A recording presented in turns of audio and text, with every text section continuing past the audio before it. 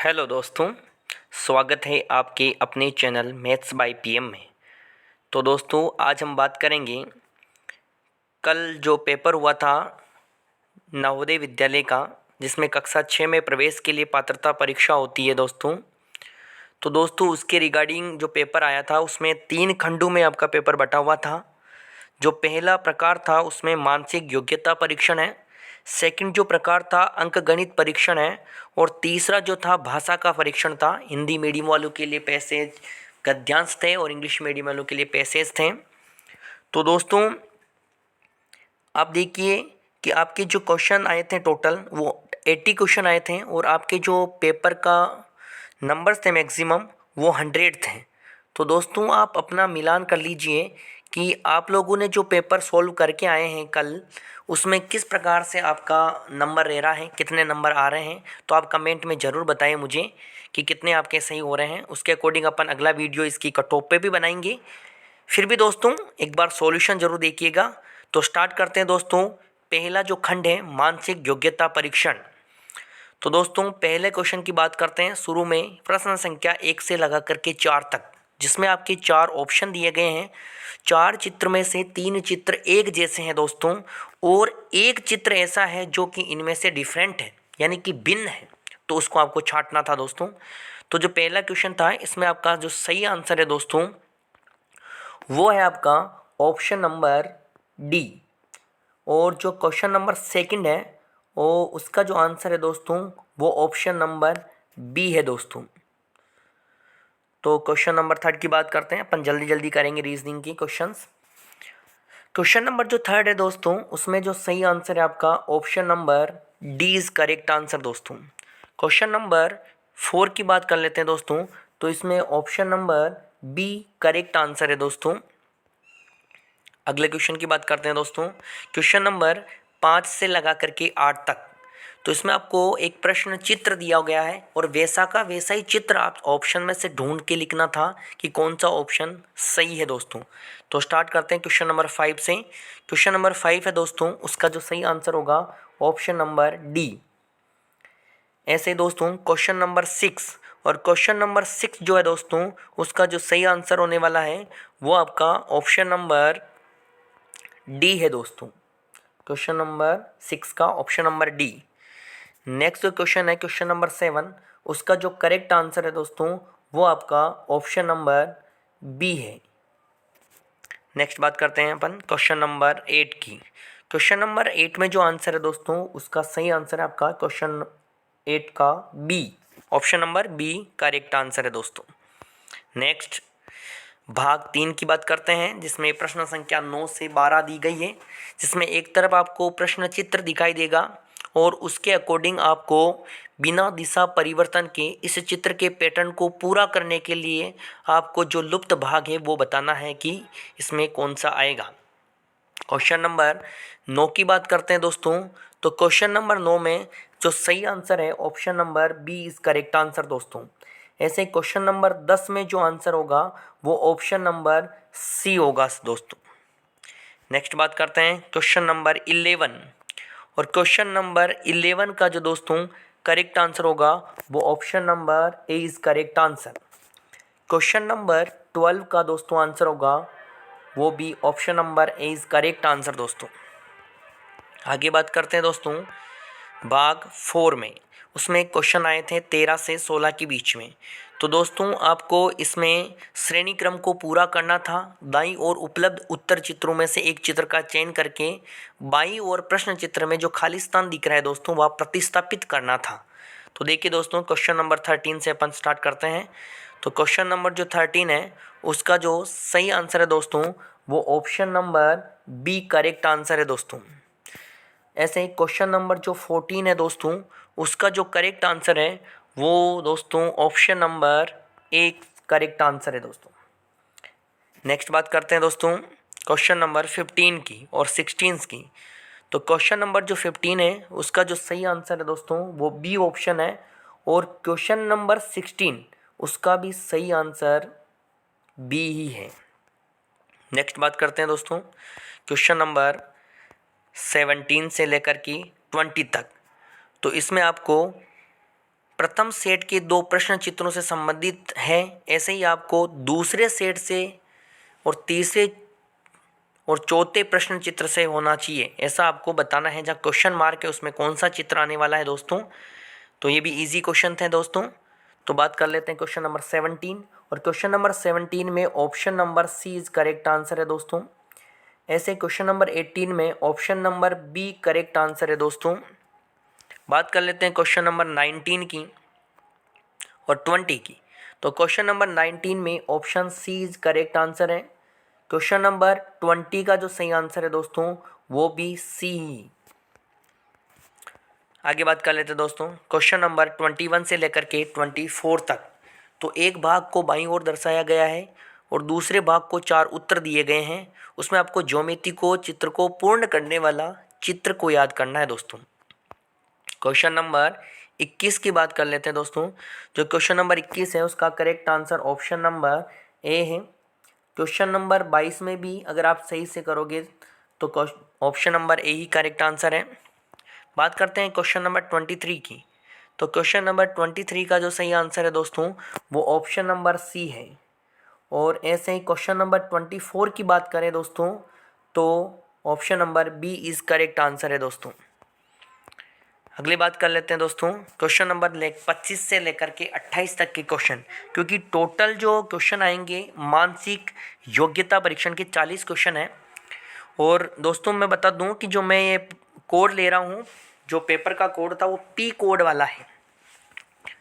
Question number 25 से 28 तक आपको दर्पण प्रतिबिंब देखना था। तो दोस्तों एक चीज़ बता दूं, दर्पण प्रतिबिंब में हमेशा दाईं चीज़ हमेशा बाएं दिखती है और बाईं चीज़ हमेशा दाईं दिखती है। तो इस तरीके से आपसे क्वेश्चन करने थे। बात करते हैं क्वेश्चन नंबर 25 की। तो क्वेश्चन नंबर जो 25 है उसका जो सही आंसर है ऑप्शन नंबर ए। आगे बात कर लेते हैं दोस्तों क्वेश्चन नंबर 26 की। तो 26 में जो आंसर है दोस्तों वो option number C is correct answer दोस्तों। क्वेश्चन नंबर 27 का answer option number A is correct answer है दोस्तों। क्वेश्चन नंबर 28 की बात कर लेते हैं दोस्तों। तो क्वेश्चन नंबर 28 में option A is correct answer है दोस्तों। नेक्स्ट बात करते हैं क्वेश्चन 29 से लगा करके 32 तक के क्वेश्चन में। तो आपको कागज को मोड़ करके फिर उसको काटने का था या उसको खोलने का था। तो उससे आपको जैसा चित्र दिखाई देता है वैसा आपको आंसर करना था। ये भी इजी क्वेश्चन थे, थोड़ी प्रैक्टिस की ज़रूरत होती है दोस्तों इनमें। क्वेश्चन नंबर 29 का जो सही आंसर है दोस्तों option number A is correct answer है दोस्तों। क्वेश्चन नंबर 30 का जो आंसर है दोस्तों वो option number B is correct answer है। क्वेश्चन नंबर 31 का option number A is correct answer है दोस्तों। क्वेश्चन नंबर 32 का जो दोस्तों आंसर है वो option number C is correct answer है दोस्तों। आप मिलान कर लीजिए, एक बार चेक कर लीजिए आपके कितने सही बैठ रहे हैं क्वेश्चन। बात करते हैं अगला पार्ट 33 से लेकर के 36 तक के क्वेश्चंस में। तो आपको 4 अलग अलग कटआउट टुकड़े बनाए जा सकते हैं। तो आपको अलग अलग चित्र दे रखे हैं, उनमें से आपको ढूंढने हैं। तो दोस्तों क्वेश्चन नंबर 33 की बात करते हैं। तो इसका option number D is correct answer 100% दोस्तों। नेक्स्ट क्वेश्चन की बात करते हैं 34 की। और 34 में जो सही आंसर है दोस्तों option number A is correct answer है। और क्वेश्चन नंबर 35 की बात कर ले दोस्तों। तो 35 में जो करेक्ट आंसर है दोस्तों वो सी ऑप्शन करेक्ट था। और ऐसे ही बात करें अपन 36 की तो आप ध्यान से देखेंगे तो option number B is correct answer है दोस्तों इसका। नेक्स्ट बात कर लेते हैं क्वेश्चन नंबर 37 से लेकर के 40 तक लास्ट पड़ाव है इसका। मानसिक योग्यता परीक्षण के 3 क्वेश्चन और बचे हुए हैं अपने पास। तो दोस्तों इसमें आपको 4 उत्तर चित्र दिए गए हैं और उन चित्रों को चुनना है जिसमें छिपा सम्मिलित हो। जो प्रश्न चित्र है किसमें आपको दिखता है ऐसे आपको ढूंढ के बताना था। बात करते हैं क्वेश्चन नंबर 37 की। तो इसका जो करेक्ट आंसर है दोस्तों ऑप्शन नंबर ए।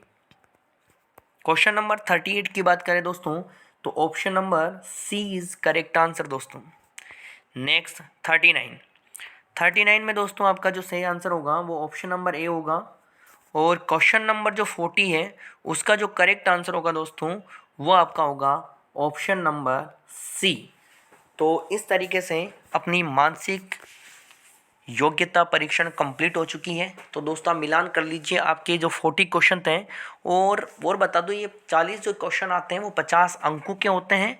तो आप मिलान करके मुझे ज़रूर बताएं कमेंट में कि आपके कितने क्वेश्चन मानसिक योग्यता परीक्षण में सही हो रहे हैं। नेक्स्ट अपन मैथ्स की बात कर लेते हैं दोस्तों।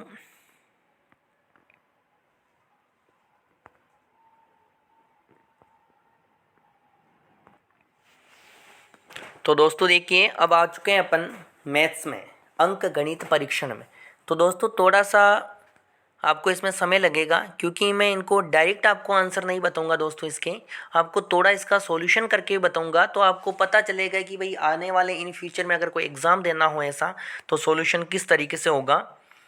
तो मैं इसके थोड़े से सॉल्यूशन बताऊंगा, शॉर्ट में आपको सॉल्यूशन बताते चलूँगा क्वेश्चन के। तो आप ध्यान दीजिएगा क्वेश्चंस में। तो देखो, क्वेश्चन नंबर अपन स्टार्ट करते हैं 41 से। और मैथ्स के जो क्वेश्चन आए थे टोटल 20 क्वेश्चन है। 41 से लगा करके 60 तक के क्वेश्चन है, वो 20 क्वेश्चन है और 25 मार्क्स के हैं। तो मैथ्स में भी आप मिलान कर लीजिए। तो क्वेश्चन नंबर जो 41 है, और ये कोड पी वाले पेपर का है, तो उस अकॉर्डिंग आप देख लीजिए आपके कौन सा कोड आया है। जो 41 जो क्वेश्चन आया था दोस्तों, वो आया था, एक वस्तु को 2540 रुपये में बेचने पर जो लाभ प्राप्त होता है, वह उस वस्तु को 1850 रुपये में बेचने पर जो हानि होती है उसके बराबर होता है। तो वस्तु का क्रय मूल्य पूछा गया था, कॉस्ट प्राइस आपसे पूछी गई थी, सीपी आपसे पूछा गया था। तो दोस्तों इस क्वेश्चन का सॉल्यूशन मैंने आपको नीचे दे रखा है, बता देता हूँ दोस्तों। देखिए, जब कभी भी दोस्तों लाभ और हानि होता है, तो जब एक चीज़ की हानि और एक चीज़ की लाभ हो रही है, तो जब अपन दोनों को अंतर देखते हैं तो उनके योग के बराबर होता है। तो इससे मान लीजिए कि x हानि हुई, x लाभ हुआ, तो 2x मान लेते हैं उनका, और उनका डिफरेंट जो आएगा दोस्तों वो आएगा 690 रुपये, और x की वैल्यू जो आएगी वो 345, यानी कि 345 रुपये उनका डिफरेंट आएगा, लाभ या हानि। अब आप देखिए दोस्तों, जब वो 2540 रुपये में ले रहा था, तब तो उसका CP 345 कम हो जाएगा, तो उसका जो CP होगा वो आएगा 2195। और जब अगर वो 1850 रुपये में ले रहा होगा, तो 345 उसमें ऐड कर देंगे, तो आपके पास आ जाएगा 2195 रुपये। यानी कि कहने का मतलब ये दोस्तों, क्रय मूल्य उसका जो होगा वो 2195 होगा। तो दोस्तों देखिए, इसका जो ऑप्शन सही हो जाएगा वो हो जाएगा option number B. Next question की बात कर लेते हैं दोस्तों, क्वेश्चन नंबर 42। थोड़ा समय लगेगा दोस्तों, पर आपके आने वाले इन फ्यूचर एग्जाम के लिए भी अच्छी चीज़ है, तो सीखने को कुछ ना कुछ ज़रूर मिलेगा आपको। 42, तो क्वेश्चन नंबर 42 जो है दोस्तों, उसमें आपके क्वेश्चन है, यदि एक वर्ग की प्रत्येक भुजा 1/3 हो जाए तो वर्ग का क्षेत्रफल क्या हो जाएगा। तो दोस्तों इसके लिए आपको फॉर्मूला सूत्र आना चाहिए था वर्ग का। तो जो वर्ग का क्षेत्रफल का सूत्र होता है वो होता है दोस्तों भुजा का स्क्वायर, या जिसमें इंग्लिश मीडियम में तो साइड का स्क्वायर। तो अगर एक भुजा होती तो उसका स्क्वायर हो जाता भुजा स्क्वायर, लेकिन क्वेश्चन में बोला गया है कि भुजा को 1/3 कर दिया जाए, यानी कि 1/3, 1/3। तो देखिए दोस्तों, इसका भी सॉल्यूशन कर रखा है मैंने। तो 1/3 करने का उसका स्क्वायर हो जाएगा। तो जो वर्ग का क्षेत्रफल, एक का स्क्वायर 1 होता है, 3 का स्क्वायर 9 होता है, तो वर्ग का जो क्षेत्रफल होगा वो हो जाएगा उसका 9वां भाग। तो 9वां भाग, तो ऑप्शन देख लीजिए दोस्तों कौन सा इसका सही होने वाला है क्वेश्चन नंबर 42 का। तो 1/9वां भाग हो जाएगा, और ऑप्शन नंबर इसका जो सही आंसर होगा दोस्तों वो हो जाएगा आपका डी।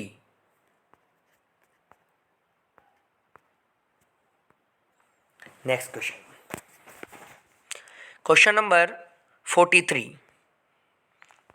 3 अंकों की बड़ी से बड़ी संख्या तथा 3 अंकों की छोटी से छोटी संख्या जो कि अंक 9, 6 तथा 0 से बनी है, उसका आपको गुणन फल निकालना था, मतलब कि गुणा करना था।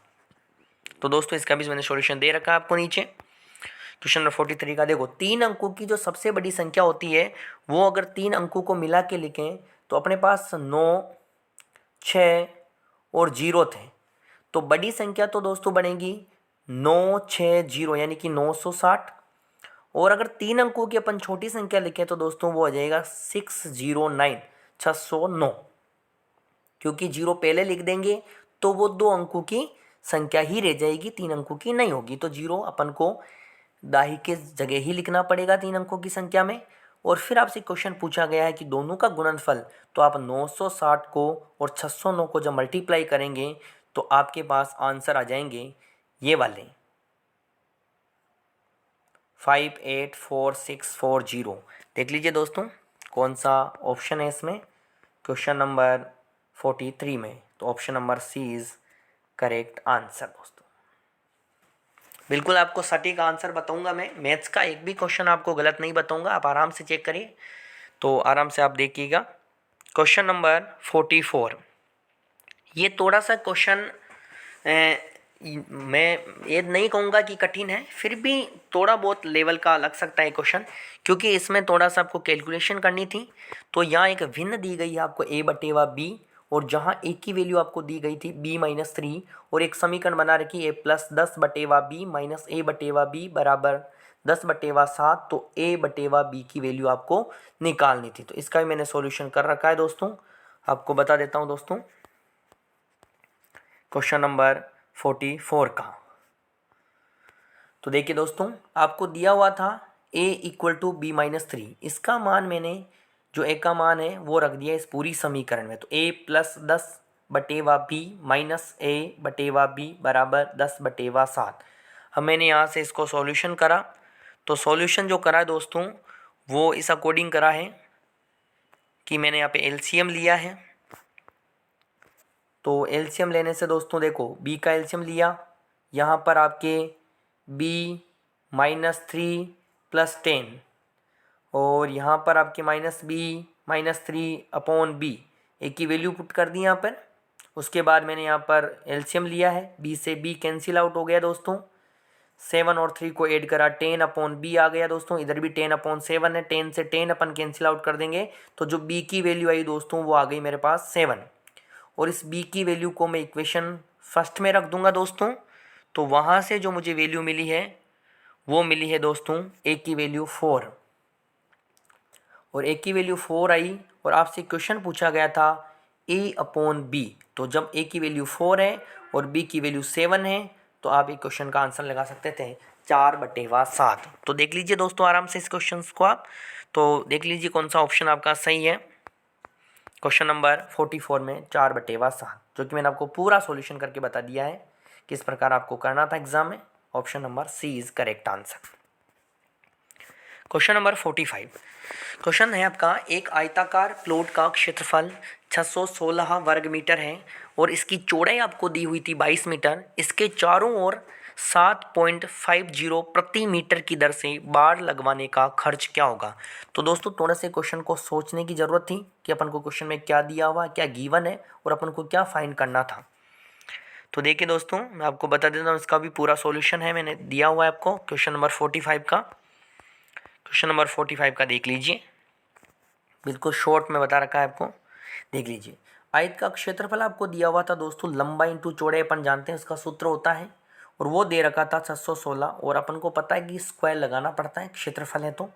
और यहाँ से चौड़ाई आपको 22 दे रखी थी, मैंने लंबाई को ऐसे कैसे रखा और 616 को मैंने 22 से डिवाइड करा, तो मुझे पता चल गया लंबाई कितनी आई इसकी 28 मीटर।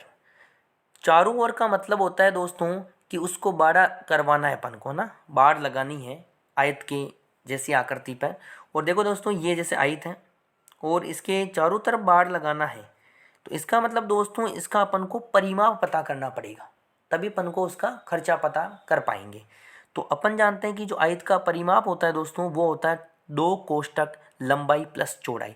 मैंने लंबाई निकाल ली थी 28 और चौड़ाई क्वेश्चन में गिवन थी दोस्तों, तो उसको जोड़ा और मैंने 2 से गुणा करा, तो मेरे पास 100 मीटर जो है उसकी वो परिमाप आ गया दोस्तों।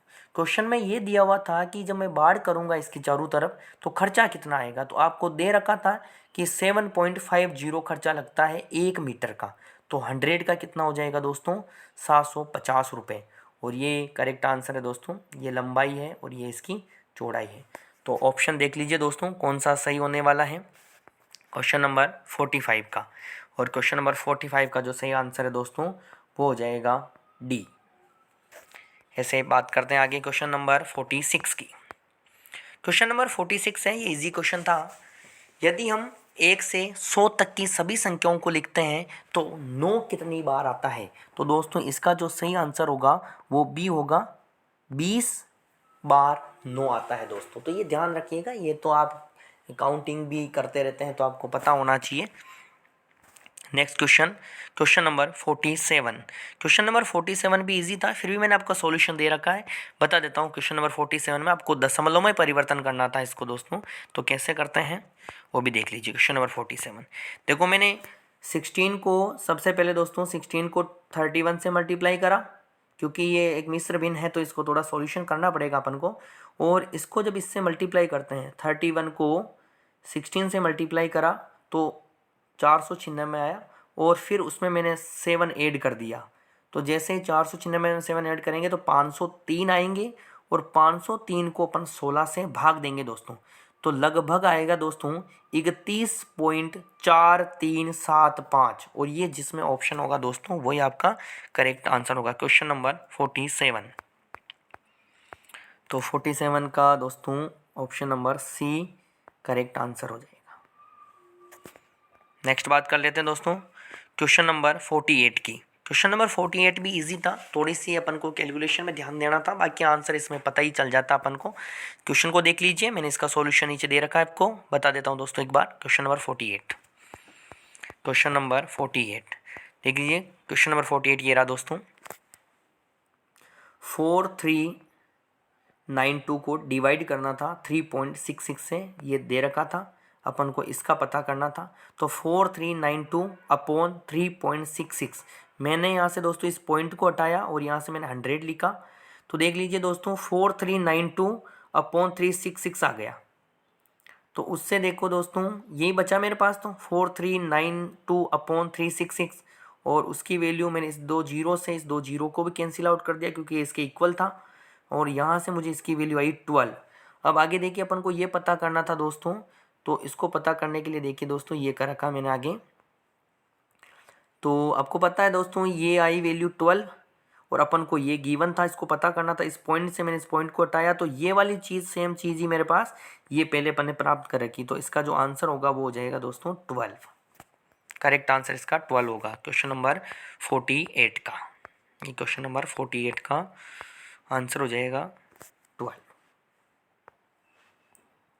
क्वेश्चन नंबर 49 बहुत इजी क्वेश्चन था दोस्तों, थोड़ा समझना ही था कि 30 किलोग्राम मिठाई से 2/3 किलोग्राम भार की कितनी मिठाइयाँ पैकेट बनाए जा सकते हैं। तो आपके पास टोटल था 30 किलोग्राम, तो उस टोटल में आपको इस एक पैकेट के भार का जो वजन है उसका डिवाइड करना था, तो आपको टोटल पैकेट पता चल जाते हैं। इसका भी मैंने सॉल्यूशन दे रखा है दोस्तों क्वेश्चन नंबर 49 का, बहुत ईजी वे में बता देता हूँ आपको। क्वेश्चन नंबर 49 तो देख लीजिए दोस्तों, ये रहा सॉल्यूशन इसका। 30 kg 2/3 kg मिठाई के पैकेट बनाने थे, डिवाइड करना था। आपको पता है कि जो अपोन में होता है ना 1 2 अपोन में, फिर अपोन में होता है वो लास्ट वाली चीज़ फर्स्ट वाले के साथ मल्टीप्लाई में चली जाती है, तो 30 × 3, और अपोन में 2 ही बचा। 2 से आपने 30 को कैंसिल आउट करा, यानी कि आपने भाग दिया कितनी बार 15, और 15 को आपने 3 से मल्टीप्लाई करा, तो आपके आ गया आंसर 45। तो जो इसका आंसर आना चाहिए 45, क्वेश्चन नंबर 49 का देख लीजिए दोस्तों। क्वेश्चन नंबर 49 का D option is correct answer. थोड़ा सा इसमें टाइम लग रहा है दोस्तों, लेकिन आपके लिए सही है दोस्तों, ये ध्यान से देखिएगा। क्वेश्चन नंबर 50, एक वर्ग का परिमाप उस आयत के परिमाप के समान है जिसकी लंबाई 17 मीटर और चौड़ाई 11 मीटर है। इस वर्ग का आपको क्षेत्रफल पता करना था।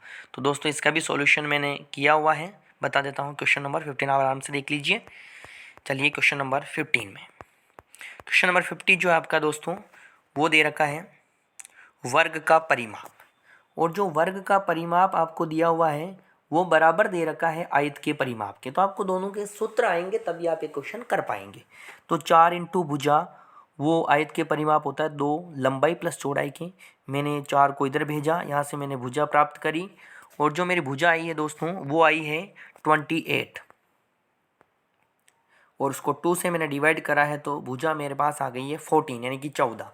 आपसे क्वेश्चन पूछा गया है कि उस वर्ग का क्षेत्रफल याद करो, और आपने अभी ऊपर उसका परिमाप का सूत्र पढ़ा है, और वृत्त का जो क्षेत्रफल का सूत्र होता है वो भुजा स्क्वायर होता है। तो जब आपके पास 14 है तो उसका जब स्क्वायर करेंगे तो आपके पास आ जाएगा 196। तो ये आपका आंसर होना चाहिए।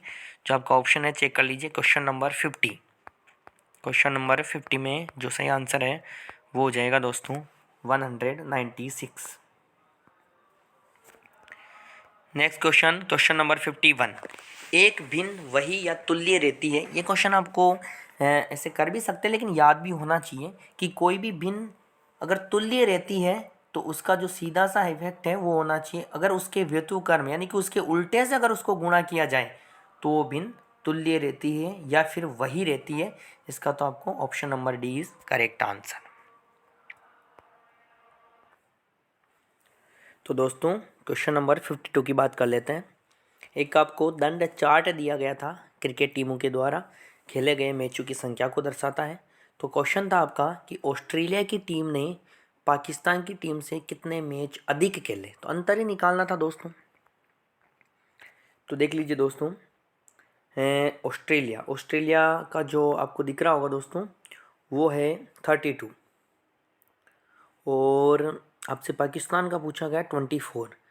तो अंतर निकालना था कितने ज़्यादा खेले, तो 32 में से 24 जो अपन माइनस कर देंगे तो लगभग अपने पास आ जाएंगे कितने, 8 मैच अधिक खेले। किसने खेले, बाकी ऑस्ट्रेलिया ने। तो ये आपका correct answer option number A. Question number 53। तो देखिए दोस्तों, इसका सॉल्यूशन में मैंने दे रखा है नीचे, आपको बता देता हूँ। आकृति को ध्यान से देख लीजिए। एक बिंदु पे बना हुआ है, और बिंदु पर अपन जानते हैं कि 360 डिग्री का कोण बनता है। अपन एक सर्कल के चारों तरफ अगर घूम जाते हैं एक पॉइंट के इर्द गिर्द, तो आपसे वहाँ पर 360 डिग्री का कोण बनता है। तो देखिए दोस्तों, आगे इसका सॉल्यूशन बता देता हूँ आपको 53 का। ये दे रखा 53 का, एक बिंदु पर 360 डिग्री है, पूरा सॉल्यूशन कर रखा है। तो जो जो कोण मेरे को पता थे इस क्वेश्चन में दिए हुए थे, उसके अकॉर्डिंग मैंने 360 के इक्वल करा, एक्स एक्स को जोड़ा 13x हो गया। 100 जो संख्या था उस संख्या को मैंने 360 की तरफ भेजा तो प्लस वाली माइनस हो गई, 260 हो गई। एक्स की वैल्यू 260 में 13 से डिवाइड करा तो 20 आ गई। अब x का मान 20 आ गया तो 2x का मान 40 है, 4x का मान 80 है, 6x का मान 120 है। 20, 40, 80 और 120 जिसमें ये ऑप्शन था वो करेक्ट आंसर था दोस्तों। तो देख लीजिए 53 का जिसमें ऐसा ऑप्शन है 20, 40, 80, 120, option number A is correct answer.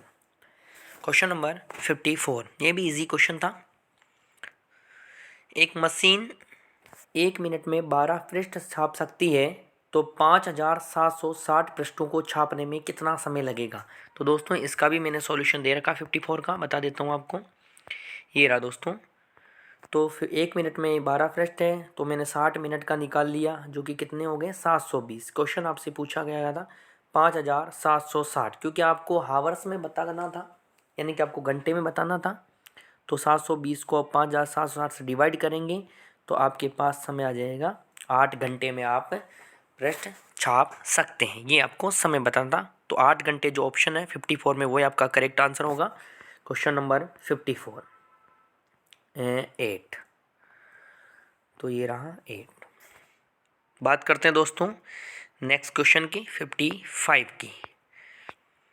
तो ये भी इजी क्वेश्चन था, इसका सॉल्यूशन भी मैंने दोस्तों करा हुआ है आगे। तो देख लीजिए आप क्वेश्चन को ध्यान से। मैं आपको नीचे इसका सॉल्यूशन बता देता हूँ 55 का। क्वेश्चन नंबर 55 का ये रहा दोस्तों। तो 43 को मैंने मल्टीप्लाई करके, और ये 65 यहाँ से मैंने नीचे इसको मल्टीप्लाई कर दिया 8 को 8 से, तो 64 इधर भी मल्टीप्लाई करा 64, ऊपर भी 43 को 65 से मल्टीप्लाई करा तो ये आ गया, और इधर से भी 25 और 45 को मल्टीप्लाई करा यानी कि गुणा करा तो ये आ गया। उसके बाद दोस्तों यहाँ पर आप देखिए डिवाइड करा, ऊपर एलसीएम लेकर के 2795 से अगर मैं दोस्तों 1125 अगर माइनस करूँगा तो मेरे पास 26 1670 आएंगे दोस्तों। और 1670 को जब 64 से डिवाइड करूँगा तो 26.09 लगभग 26। तो दोस्तों इसका जो आंसर 26 आना चाहिए। देखते हैं कहाँ आंसर इसका। क्वेश्चन नंबर 55 का। तो लगभग पूछा था आपसे, इसका सही आंसर होगा बी। Question number 56। 56 भी इजी था, थोड़ा लैंग्वेज बेस पे था तो समझ के करना था। यदि दो कोणों का योगफल एक अधिक कोण होता है, अधिक कोण आप जानते हो 90 डिग्री से बड़ा होना चाहिए, 180 डिग्री से छोटा होना चाहिए, तो कौन सा संभव नहीं है? तो दोस्तों इसमें कभी भी दो समकोण संभव नहीं हो सकते हैं, क्योंकि दो कोणों का योगफल एक अधिक कोण होगा, तो दो समकोण का मतलब होता है दोस्तों कि 90-90, तो ऐसा पॉसिबल नहीं है। तो इसका जो सही आंसर होगा दोस्तों, इसका तो आपको डायरेक्ट याद रखना था, option number D is correct answer. Question number 57 का, सुमित का भार 107 किलोग्राम है, संजय का भार 82 किलोग्राम है, दोनों के भार का सन्निकटन द्वारा निकटतम दाही के मान का अंतर पता करना था दोस्तों। तो देखिए दोस्तों, इसमें क्वेश्चन में करना क्या था कि जैसे आपके पास 107 है, तो 107 है तो, और इधर आप उसको 110 मान लीजिए इसके निकटतम मान, और 82 है उसके निकटतम आप मान लीजिए इसको दोस्तों 80, और 180 में से 110 में से 80 माइनस करेंगे दोस्तों तो लगभग 30 किलोग्राम का अंतर आएगा। इसका correct answer option number A. Question number 58 भी दोस्तों सीधा ही क्वेश्चन था, तो इसको आपको बताना था कि ये कौन सा इसमें से सही है। तो जो इसका जो सही आंसर था दोस्तों वो था आपका 3 10,000 तथा 9 इकाई। तो इसको आप अगर करके भी करते तो हो जाता, इजी क्वेश्चन था 58 का। नेक्स्ट क्वेश्चन, इसका सॉल्यूशन बता देता हूँ दोस्तों आपको। 59 का, एक पुस्तक का क्रय मूल्य 100 रुपये है, एक दुकानदार ऐसी 3 पुस्तकों को 275 रुपये में बेचता है, तो उसका लाभ या हानि क्या होगा? तो आपको पैसे ही पूछे थे, तो आपको पता है एक पुस्तक का मूल्य 100 रुपये, तो 3 पुस्तकों का उसका जो क्रय मूल्य होगा वो 300 रुपये हो जाएगा। अब वो 3 पुस्तकों को बेच रहा है, लाने में सीपी यानी कि क्रय मूल्य 300 रुपये लगे, और 3 पुस्तकों को 275 रुपये में बेच रहा है, मतलब उसका एसपी हो गया। अपन को पता है कि भाई सीपी से एसपी कम है तो हानि होने वाली है। तो ये आप देख लीजिए 300 में से 275 को घटाएंगे, इसका सॉल्यूशन नीचे दे रखा है, फिर यहाँ बता दिया मैंने 25 रुपये की इसमें हानि हो जाएगी। एक बार आपको सॉल्यूशन में बता देता हूँ भले इसका। 59 देख लीजिए, ये देखो एक पुस्तक का सीपी का मान दे रखा है आपको, और ये 325 रुपये की हानि, तो इस तरीके से आप ये क्वेश्चन कर सकते थे। अगला क्वेश्चन था आपका लैंग्वेज बेस्ड का क्वेश्चन था, अंतिम क्वेश्चन है ये आपका। एक संख्या के अंकों का जोड़ संख्या से घटाया जाता है तो परिणामी संख्या सर्वदा भाज्य होगी। मतलब आपको इनमें से वो भाजकता का नियम आपको अगर याद था तो आप कर सकते थे क्वेश्चन। तो जैसे एग्जाम्पल के लिए मैं आपको बता देता हूँ, आगे भी इन फ्यूचर में आपके कोई एग्ज़ाम हो तो काम आएगा। जैसे मैंने कोई भी संख्या ले ली, जैसे मैंने 45 ले लिया, 45 को मैंने जोड़ा, तो जोड़ने पर मतलब अंकों को जोड़ रहा हूँ, 4 और 5 9 आए, और उन अंकों को मैं अगर घटाऊंगा इसको जोड़ने वाले को, 45 में से 9 से कितना है 36, और 36 9 की टेबल में आता है तो 9 से भाग हो ही रहा है। 72 ले लेते हैं, कुछ भी ले सकते हो आपकी मर्जी से। 72, 7 और 2 को जोड़ा 9, और आप 72 में से अगर 9 जड़े अपन घटा देंगे तो 63 आएंगे, और 63 को तो पता है आपको 9 की टेबल में आता है। तो लगभग वो सारे नंबर किससे डिवाइड होंगे? 9 से। तो जो इसका अंतिम क्वेश्चन है मैथ्स का, उसका जो सही आंसर होता है आपका डी। तो दोस्तों मैंने पूरा प्रयास करा है, और मैं मानता हूँ कि मैथ्स में आपका गलत नहीं होने चाहिए कोई भी क्वेश्चन, और अच्छे से मैंने आपको एक्सप्लेन करके भी बताया। मैं चाहता इसको डायरेक्ट भी टिक कर देता, लेकिन मैं चाहता हूँ कि आप आने वाले इन एग्ज़ाम में भी आपको ध्यान रहे। तो ये आपकी शुरुआत है, तो आप अच्छे से एग्ज़ाम और फाइट करें। तो दोस्तों ये हो चुके आपके मैथ्स के क्वेश्चन। हम बात कर लेते हैं दोस्तों अब। तो दोस्तों अंतिम जो भाग था इसका भाषा परीक्षण का, उसमें टोटल 20 क्वेश्चन आए हैं आपके 25 नंबर के, जैसे मैथ्स के थे। तो बहुत ही इजी आपके इस बार जो भी पैसेज आए हैं बहुत इजी आए हैं, तो आप आराम से क्वेश्चन ढूंढ के कर सकते थे। पहला जो अनुच्छेद आया है उसको पढ़ने की ज़रूरत थी थोड़ा, तो वो एक सामाजिक कार्यकर्ता के बारे में आया, पर्यावरणवादी सुंदरलाल बहुगुणा के बारे में। तो इसको पढ़ने के बाद इससे अपन को क्वेश्चन देखने थे कि कौन से क्वेश्चन सही होंगे। तो देखिए दोस्तों मैं आपको आंसर बता देता हूँ, तो आप एक बार पढ़ लीजिए इसको आराम से। क्वेश्चन नंबर 61 की बात करें दोस्तों, सुंदरलाल बहुगुणा एक महान वैज्ञानिक, अध्यापक, चिकित्सक, तो इसका जो सही आंसर होगा पर्यावरणवादी। क्वेश्चन नंबर 62 ये आंसर है इसमें, और ये आपको मैं बता देता हूँ, भले आपको ध्यान रहे तो बता ही देता हूँ। ये रहा, सुंदरलाल बहुगुणा कौन थे? एक महान पर्यावरणवादी थे। ये लिखा हुआ है दोस्तों, पर्यावरणवादी।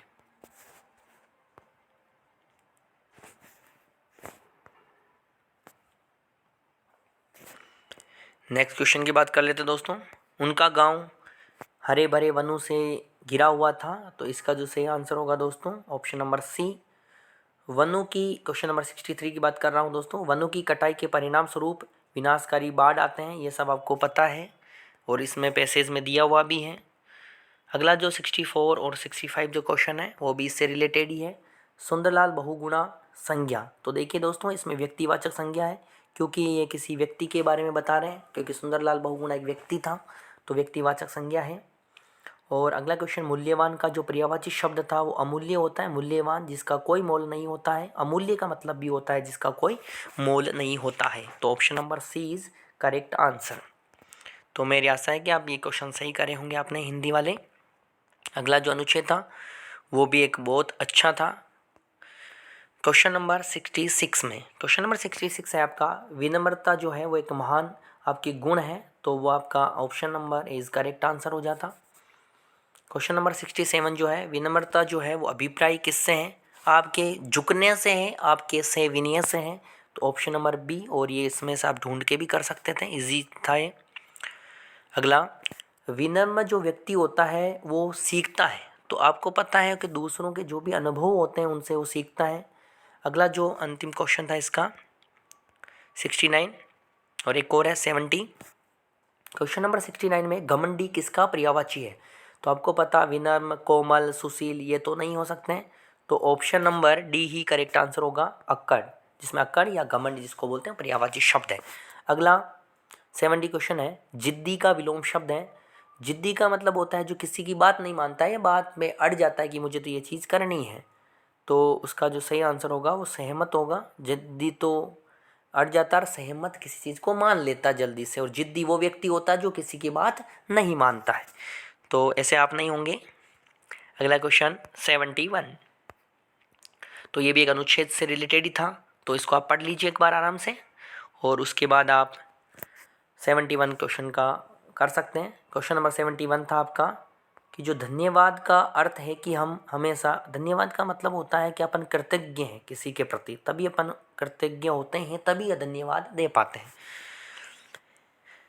क्वेश्चन नंबर 72 है, महान सद्गुण क्या होते हैं? सद्गुण जो होते हैं वो क्या होते हैं? किसी के सामने कृतज्ञता प्रदर्शन करना ही धन्यवाद का अर्थ होता है, और वही महान सद्गुण होते हैं। क्वेश्चन नंबर 73 था, अपने में भी कोई कृतज्ञ हो सकता है, यानी कि जो विचार होते हैं वो इम्पोर्टेंट है, अपने विचारों में भी कोई कृतज्ञ हो सकता है, ये भी क्वेश्चन में दिया हुआ है। 74, सहायक शब्द क्या होता है? तो दोस्तों इसका पता होना चाहिए, सहायक शब्द सर्वनाम है जो संज्ञा की विशेषता बताता है। अगला 75 क्वेश्चन है, सद्गुण का अर्थ है। तो सद्गुण का जो अर्थ होता है दोस्तों वो होता है गुण, आपकी जो अच्छे गुण हैं वो आपके सद्गुण कहलाते हैं। सद्गुण के बारे में, सद्गुण ऑप्शन नंबर बी, और इसका आंसर ऑप्शन नंबर बी। यानी कि सहायक शब्द मतलब संज्ञा या संज्ञा की जो नाम पर प्रयुक्त किए जाते हैं उनको अपन सर्वनाम कहते हैं।